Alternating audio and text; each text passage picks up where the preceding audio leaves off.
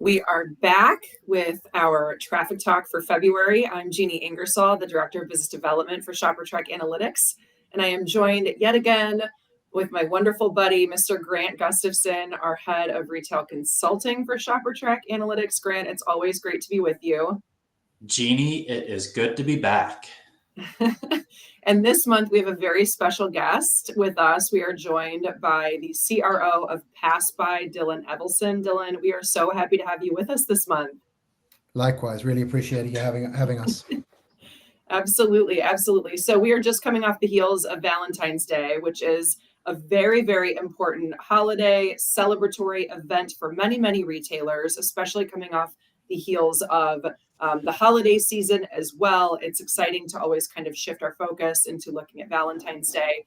Interestingly enough, Valentine's Day occurred on a Friday this year. Last year it was on a Wednesday, so we're experiencing quite the calendar shift. Grant, let's get into it. What can you share with us about traffic performance on this lovely, lovely day? Absolutely. So considering the calendar shift, making comparisons gets a little bit messy. But when we start to peel back the onion, there's some really interesting takeaways this year. So overall, retail traffic in the US was down about 4.9% for the week. However, our jewelry and accessories retailers slightly outperformed, being down only 3.2% for the week. When we start to look at daily traffic for jewelry and accessory retailers, we really started to see traffic volumes increase right around last Friday, the 9th, and kind of remained above a 6-week daily average, really all the way through the holiday.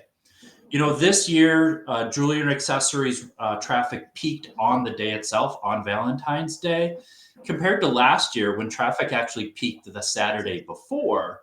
So maybe there were some of us that were procrastinating just a little bit this year. But when we do look at week over week traffic for jewelry and accessories, traffic was up 22% compared to the week before. And if we parse out just fine jewelry retailers, their traffic was actually up 58% compared to the week prior. Wow, that's impressive. So what I'm hearing is that jewelry just overall outperformed the rest of total retail, which I think we expected, but some really great wins there. And we have some late shoppers doing some important things on Valentine's Day. Great news, great news. Well, Dylan, we're so grateful to have you here joining us. We know that Pass By can provide some really wonderful insights to what shoppers are doing and how they're behaving beyond the four walls of the store. So what sort of insight can you share with us that Pass By saw? Yeah, so there were a few notable things that stood out in the Pass By data from last week. Starting with florists.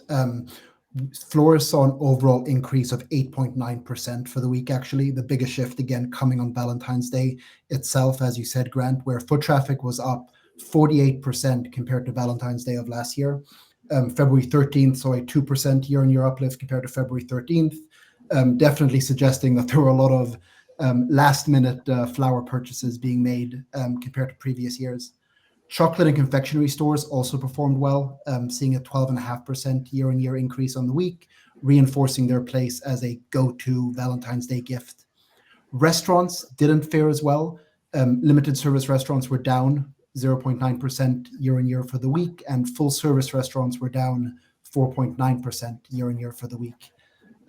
However, movie theaters saw a modest increase of 1.4% year-on-year, possibly indicating a shift in consumer preferences, more people opting for experiences over traditional dining. I love that. So people are going to the movies, they're eating a lot of chocolate, and they're buying flowers.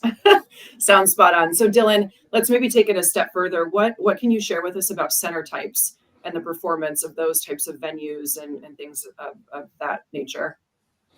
Smaller, locally focused centers saw modest year-over-year growth, with community centers and neighborhood centers performing best. Both were up roughly 1.5% year-on-year on the week. This suggests that shoppers prioritize convenience and essentials, possibly making those last-minute Valentine's Day purchases at grocery stores, florists, and specialty gift shops closer to home. At the other end of the spectrum, we saw larger centers struggle a bit. Super regional centers were down 6.2% last week. regional centers down 4.1%, and outlets were down 9.8%. So this indicates that consumers steered away from large high traffic shopping destinations this year, whether that be due to economic caution or the increasing ease of online shopping. These once popular Valentine's Day shopping spots saw a sharp drop in traffic this year compared to previous years. Got it. So people are shopping closer to home. Whatever's convenient, I need to get what I need to get, and I need to get it fast. Awesome. That's all great stuff, Grant and Dylan. Thank you both so much. As always, if you want to continue the discussion with us, feel free to reach out to us and connect on LinkedIn. Additionally, ShopperTrack Analytics and PassBy are going to be in attendance at Shop Talk Spring in Las Vegas at the end of March. Both myself and Dylan are going to be there, so feel free to reach out to us on LinkedIn. We'd love to schedule time to meet with you at the show. And until next time, thank you both so much. Thanks, Jeannie. Bye, Jeannie.